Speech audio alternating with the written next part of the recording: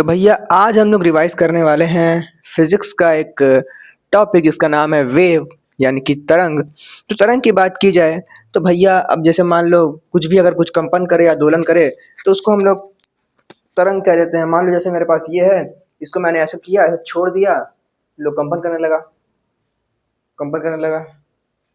लो भैया ये कंपन हो गया। मान लो मैंने इसको लिया, ऐसे ऐसे ऐसे ऐसे कर रहा हूँ, लो भैया कंपन हो रहा है। ये यही कहला दिया हमारा।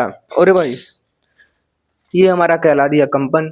यानी कि यह एक विशेष प्रकार का विक्षोभ या कंपन है जो पदार्थ को स्थानांतरित किए बिना ऊर्जा का स्थानांतरण कर देता है। अगर हम लोग बात करें प्रकाश की तो सूर्य से एक ऊर्जा उतनी दूर से हमारे यहाँ तक आ गई और पदार्थ का स्थानांतरण भी नहीं हुआ, मतलब सूरज वहीं पर है और लाइट के माध्यम से वो हमारे यहाँ तक आ गई। तो इसका मतलब कि प्रकाश भी क्या है, एक प्रकार की तरंग है। अगर मैं अभी बोल रहा हूँ, इस माइक तक आवाज जा रहा है और फिर आपके मोबाइल से होते हुए आपके कानों में जा रहा है, तो मोबाइल से कानों तक जा रहा है तो ध्वनि भी क्या हुई, एक प्रकार की तरंग हुई।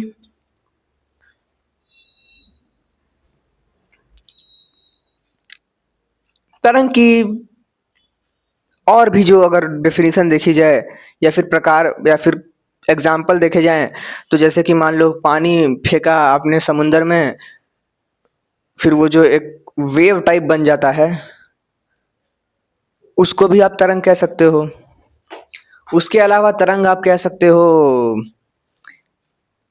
एक्सरेज वगैरह। आप जब एक्सरे वगैरह कराने जाते हो तो आपके शरीर पर जो रेज डाली जाती हैं वो एक्सरेज होती हैं और वो भी होती हैं एक प्रकार की तरंग ही।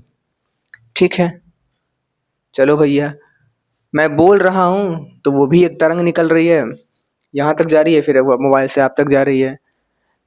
ये सब तो काम हो गया। अब बात करते हैं तरंग के प्रकार की। तरंग होता है दो प्रकार का। एक होता है जो कि जिसके चलने के लिए माध्यम की जरूरत होती है और एक होता है जिसके चलने के लिए माध्यम की जरूरत नहीं होती है ना, जो कि निर्वात में भी चलन कर सकता है अपना।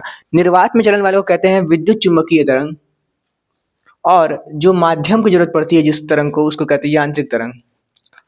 इसका एग्जाम्पल है जैसे कि ध्वनि तरंगे, पानी में तरंगे, ये सब तरंगे जो हैं वो यांत्रिक तरंगे कहलाती हैं जिनको माध्यम की जरूरत पड़ती है। अगर हम चंद्रमा पर जाएं और एक आदमी यहाँ पर है और एक आदमी यहाँ पर है, ये इससे कहे आई लव यू, उसको सुनाई नहीं देगा। तो उसके लिए हम लोग क्या करेंगे, उसके लिए हम लोग उसको एक ठो विद्युत, इससे इसकी कोई फोन दे देंगे, विद्युत चुम्बकीय तरंगों वाला कोई गैजेट दे देंगे, तो एक गैजेटवा ले लेगा, अब कहेगा आई लव यू तो सुनाई दे देगा उसको, क्योंकि ये जो गैजेट था ये विद्युत चुम्बकीय तरंगों द्वारा इस तक सिग्नल भेजा, है ना। इसके एग्जाम्पल की बात करें तो एक्स रेस, गामा रेस, प्रकाश तरंग भी एक प्रकार की विद्युत चुम्बकीय तरंग है। अब हम लोग देखने वाले हैं सबसे पहले यांत्रिक तरंगों को। यांत्रिक तरंगों के प्रकार देखेंगे, दो प्रकार की होती है, एक होता है अनुदैर्घ्य, एक होता है अनुप्रस्थ। अनुदैर्घ्य की बात करें तो इसमें हम लोग देख सकते हैं, जैसे ध्वनि तरंगों की बात करें तो ये होती हैं अनुदैर्घ्य। ये जो कंपन कर रहा है उसकी दिशा के समानांतर होती हैं अनुदैर्घ्य तरंग। मैंने बोला ना अनुदैर्घ्य, ऐसे याद कर लो, अनुदैर्घ्य अनुप्रस्थ, अनुदैर्घ्य अनुप्रस्थ। चलो भैया अनुदैर्घ्य का मतलब कि एक जगह बहुत ज्यादा रहेंगी, फिर कम, फिर ज्यादा, फिर कम, और ऐसे चल रही हैं। अगर हम लोग एक ठो स्प्रिंग होता है, मेरे पास तो अभी है नहीं, नहीं है मेरे पास, तो भैया जो स्प्रिंग होता है, मेरे को स्प्रिंग निकाल के दिखाता हूँ। तो लो भैया मैंने यहाँ पर एक स्प्रिंग अपने इस ट्राइपॉड का, ओवरहेड ट्राइपॉड का निकाल लिया। तो ये रहा स्प्रिंग, मैंने इसको खींचा। इसको मान लो अगर ये इतना टाइट नहीं होता, है ना, नॉर्मल वाला स्प्रिंग होता, तो हम यहाँ पर क्या देखने को मिलता हमको, यहाँ पर हमको ये देखने को मिलता है जैसे मैं इसको छोड़ता, भी छोड़ूंगा तो मेरा हाथ फट जाएगा, मगर ठीक है, अरे भाई फट जाएगा मेरा हाथ। ये मैंने ऐसे छोड़ा, ऐसे छोड़ा, ऐसे छोड़ा, छोड़ रहा हूँ ना, तो यहाँ पर हम लोग देख रहे हैं कुछ इस टाइप की सिचुएशन बनती है। ऐसा बनेगी नहीं, यहाँ पर बन नहीं रही है, ठीक है, बट ऐसे मान लो ऐसे छोड़ा, जब ऐसे छोड़ूंगा तो ये ऐसे बार बार ऐसे ऐसे करते करते करते करते फिर यहाँ पर आएगा, है ना। तो वहां पर हम लोग देखते हैं अनुदैर्घ्य तरंगों को। अनुप्रस्थ की बात करें तो जैसे पानी में जो तरंगे हैं वो अनुप्रस्थ तरंगे होती हैं, जो कि चलती आगे हैं, ऐसे ऐसे करके चलती हैं, है ना। चलो भाई उम, उम, उम, उम, उम, अब एक कुछ टर्म्स हमको देखने हैं। टर्म्स जैसे कि अब मैंने बोला कि अनुप्रस्थ तरंग है तो ऐसे से चलेगी। तो ऐसे से चलेगी, तो ऐसे चल रही है। तो ये जो ऊपरा उछलका वाला रहता है उसको कहते हैं श्रृंग, और नीचे जो गड्ढा में रहता है उसको कहते हैं गर्त। और दो ठो श्रृंगों के बीच की दूरी को कहते हैं लैम्डा यानी कि तरंग दैर्ध्य। और दो ठो गर्त के बीच की दूरी को भी क्या कहते हैं? तरंग दैर्ध्य। मतलब कि दो ठो उछलका या दो ठो निचलका ले लें तो उनके बीच की दूरी को हम लोग कहते हैं तरंग दैर्ध्य। ठीक है। अनुदैर्ध्य तरंगों की बात करें तो वहां पर भी कुछ इस तरीके से होता है। इस तरह से नहीं समझ में आ रहा है तो इस तरह से ले लो। जैसे मान लो स्प्रिंग है, स्प्रिंगवा यहाँ पर दिख रहा है आपको? हाँ दिख तो रहा है। तो मान लो जैसे ऐसे स्प्रिंग आपने ले लिया, ये पहले थोड़ा ज़्यादा रही, फिर ऐसे थोड़ा बढ़ गई, फिर थोड़ा कम होने लगी, फिर थोड़ा बढ़ गई, इस तरीके से हो गई। तो यहाँ पर ज़्यादा पास-पास है तो इनको संपीड़न, दूर है तो कहेंगे विरलन, संपीड़न, विरलन। इन संपीड़न इतना बड़ा है, इसका मध्य पॉइंट ये है, ये विरलन इतना बड़ा है, इसका मध्य पॉइंट ये है। ये संपीड़न इतना बड़ा है, इसका मध्य पॉइंट ये है, ये विरलन इतना बड़ा है, इसका मध्य पॉइंट ये है। दो संपीड़नों के बीच की दूरी को हम लोग कहते हैं वेवलेंथ यानी कि तरंग दैर्ध्य, इसको लैम्डा कहते हैं। और दो विरलनों के बीच की दूरी को भी हम लोग क्या कहते हैं? तरंग दैर्ध्य कहते हैं। ठीक है, चलो भैया, तो यहाँ पर हम लोग देख सकते हैं कि दो संपीड़नों के बीच की दूरी को हम लोग लैम्डा लिखे यानी कि तरंग दैर्ध्य लिखे हैं। अब सच में तो हम लोग ऐसा देख नहीं सकते हैं, फिजिक्स वाले हमको बोल दिए, हमने लिख लिया भैया, है ना। अभी हम लोग यहाँ पर कौन सा एक्सपेरिमेंट करें कि ससुरा बताऊँ मैं उसको। बस उन्होंने बोल दिया है, हमको रट लेना है, एग्जाम में लिख कर आ जाना है, और फिर एग्जाम में जब निकल जाएगा एग्जाम तो फिर तो कौन इसको पूछने वाला है? तरंग दैर्ध्य।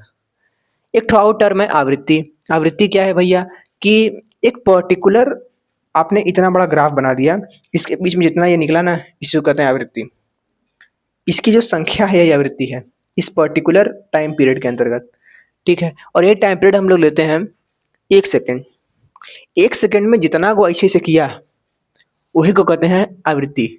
अब जैसे मान लो ये 1 सेकंड का एक हमने ग्राफ ले लिया, मान लो एक ऐसे लाइन खींच दिया 1 सेकंड का, यहाँ पर भी 1 सेकंड का हमने देखा। इस वाले में हम देखते हैं कि थोड़े दूर-दूर हैं, इसमें हम लोग क्या देखते हैं? थोड़े पास-पास हैं। तो दूर-दूर है तो क्या हुआ?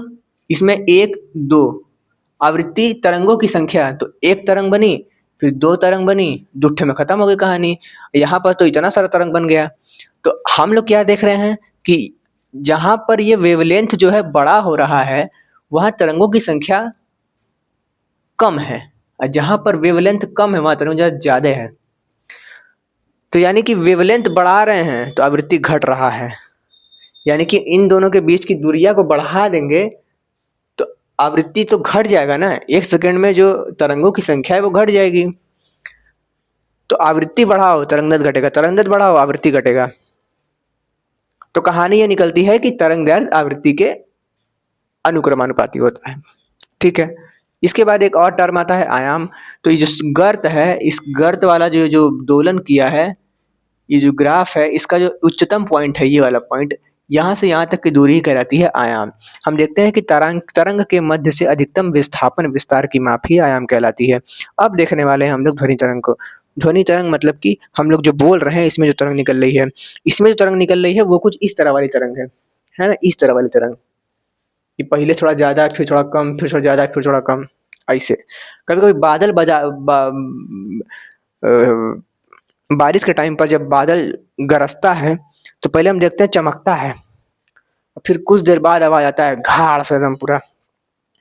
तो वहां से यहाँ तक आने में टाइम लगता है। वो टाइम होता है इतना, कितना? 332। अच्छा, ये तो 0 डिग्री सेल्सियस पर चाल है, नॉर्मल सेंटीग्रेड पर चाल पता नहीं क्या होगी।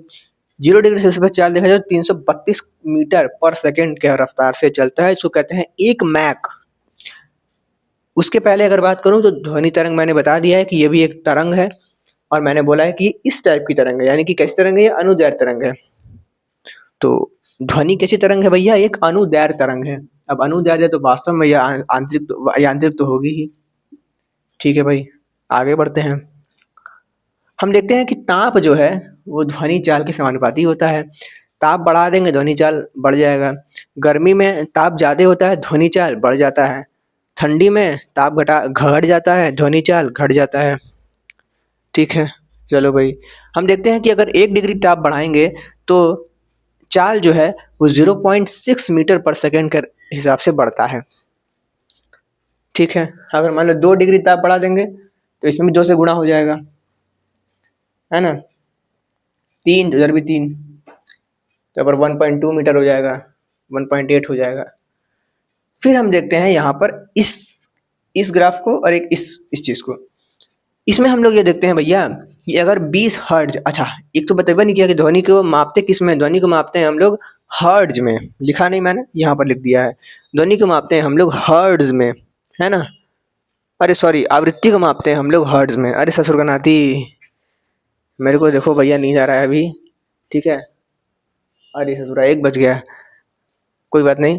हाँ, तो आवृत्ति को मापने हैं हम लोग हर्ट्ज में, और वही हर्ट्ज यहाँ पर लिखा हुआ है। ठीक है, तो 20 हर्ट्ज का मतलब कि ऐसे ऐसे 20 ऐसे ऐसे वो तरंग, ठीक है। तो 20 हर्ट्ज से 20,000 हर्ट्ज तक के बीच में हम लोग सुन पाते हैं कान से अपने, जिनको कहते हैं श्रव्य तरंगे। 20,000 से कम पर आती हैं अपश्रव्य तरंगे। अपश्रव्य तरंगों को कुकुर बिलार सब सुन पाते हैं। जब ज्वालामुखी फटने को रहता है, भूकंप आने को रहता है, तो ये सब पहले पता लगा देते हैं। ठीक है, इसीलिए ये लोग पहले पता लगाते हैं, क्योंकि इनका जो सुनने का जो क्षमता है वो 20 हर्ट्ज से कम के भी सुन सकते हैं। अगर हम बात करें 20,000 हर्ट्ज के बाद, तो वो हो जाती हैं पराश्रव्य तरंगे। बीच में श्रव्य, पहले अपश्रव्य, फिर श्रव्य, फिर पराश्रव्य। पराश्रव्य होता है 20,000 हर्ट्ज के बाद। 20,000 हर्ट्ज के बाद की तरंगे जो है ये चमगादड़ वगैरह में देखने को मिलती हैं। चमगादड़ जब कोनो को पकड़ना रहता है शिकारी को, तो वो तरंग भेजता है अपना 20,000 हर्ट्ज से भी ज़्यादा का तरंग। और इसका यूज़ हम लोग देखते हैं कि अल्ट्रासाउंड में भी होता है। ठीक है, तो पराश्रव्य तरंगों का जो यूज़ है वो अल्ट्रासाउंड वगैरह में होता है, और भी बहुत सारी चीज़ों में यूज़ होता है। प्लेट वलेट 5 स्टार होटल में ना जो है वहाँ जाने के लिए वहू में यूज़ होता है। ठीक है, अब एक और टर्म है जो कि है विमान को लेके। हमने देखा कि भैया 332 मीटर पर सेकंड को हम 1 मैक कह रहे हैं। 332 मीटर पर सेकंड की रफ्तार से भी तेज विमान दौड़ते हैं। मतलब कि ध्वनि की रफ्तार से भी तेज इंसान दौड़ सकता है उस विमान में बैठ के, है ना। तो विमान जो होते हैं जो कि 1 मैक यानी कि 332 मीटर पर सेकंड से कम के रफ्तार वाले होते हैं, उनको कहते हैं सबसोनिक। वो जो 332 से इधर 5 से गुणा कर देना जितना होगा, तो 5 मैक, 1 से 5 मैक वाले होते हैं सुपरसोनिक। अब 5 मैक के बाद एकदम तेज भागने वाले कहते हैं हाइपरसोनिक मिसाइल। ठीक है, तो यही होता है सबसोनिक, सुपरसोनिक, हाइपरसोनिक। सबसोनिक होता है 1 मैक से कम, 1 से 5 मैक के बीच में होता है हमारे पास सुपरसोनिक, और हाइपरसोनिक होता है 5 मैक के पार एकदम खड़खड़ा के जो है भागता है। ठीक है, चलो भैया, तो ये कहानी हो गई हमारे ध्वनि की तरंग की। बस यही थी कहानी। और बाकी ये सब की बात की जाए तो ये सब तो भैया इसे देख लो बस, और क्या करना है, इसे कोई दिखाई थोड़ी देगा हम लोग को, है ना। अब मैं बोल रहा हूँ तो कहाँ से मैं तरंग दिखाऊं कि बोल रहा हूँ तो। अब कोई साइंटिस्ट के पास जाओ तो बढ़िया समझाएगा कैसे से होता है ना। तो ये सब तो हम लोग को बस एग्जाम तक याद रखना है, बस उसके बाद भूल जाएंगे, उसमें क्या करना है ना। चलो भैया, मिलते हैं नेक्स्ट वीडियो में।